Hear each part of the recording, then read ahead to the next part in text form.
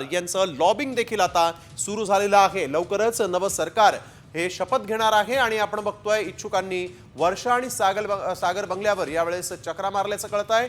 मंत्रिपदासाठी आता अनेक इच्छुक आमदार हे वर्षा या मुख्यमंत्र्यांच्या शासकीय निवासस्थानी आणि सागर या उपमुख्यमंत्री देवेंद्र फडणवीसांच्या निवासस्थानी चक्रा मारत असल्याचं दिसतंय। माधव सावरगावे आमचे प्रतिनिधी आपल्यासोबत यावेळेस फोन लाईन वरून जोडले गेलेत। माधव, काय अधिकची माहिती? आपण बघतोय की लॉबिंगला जोरदार सुरुवात झाली असं म्हटलं तरी चुकीचं ठरत नाही। बरोबर आहे की राज्यातले सगळे आमदार झाल्यानंतर मंत्री होण्यासाठी इच्छुक आहेत आणि त्यांची संख्या ही मोठ्या प्रमाणात आहे आणि हे तिन्ही पक्षाचे नेते त्यांची लॉबिंग करायला सुरुवात झालेली आहे। विशेष म्हणजे शिवसेनेचे सर्व आमदार गेल्या 2 दिवसांपासून मुंबईमध्ये ताज लँडमध्ये होते।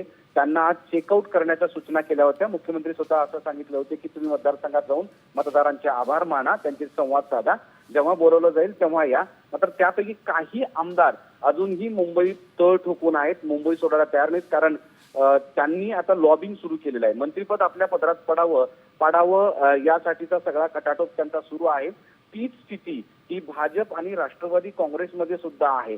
भाजपचे आमदार कालपासून अक्षरशः सागर बंगल्यावर रीग सुरू आहे, तिकडे देवगिरी बंगल्यावर सुद्धा सकाळपासून संध्याकाळपर्यंत प्रत्येक मतदारसंघातला व्यक्ती येऊन अजित पवार, त्यानंतर फडणवीस आणि शिंदे यांचं स्वागत करताना दिसत आहेत। विशेष म्हणजे दुपारपासून आज वर्षा बंगल्यावर आमदारांची रीग होती, मात्र मुख्यमंत्री कोणालाही भेटले नव्हते। संध्याकाळी भेटू असं सांगितल्यामुळं आज संध्याकाळी बरेच जण वेटिंगवर आहेत। संध्याकाळी 7 ते 8च्या दरम्यान मोठ्या प्रमाणामध्ये जे आमदार इच्छुक आहेत मंत्रिपदासाठी ते मात्र वर्षावर येण्याची शक्यता आहे, तशी स्थिती सध्या दिसते आहे। अगदी धन्यवाद आपण दिलेल्या सविस्तर माहितीसाठी। तर आपण बघतोय आता लॉबिंगला जोरदार सुरुवात झालेली आहे। मंत्रिपदासाठी अनेक आमदार हे मुंबईमध्येच तळ ठोकून बसलेले आहेत।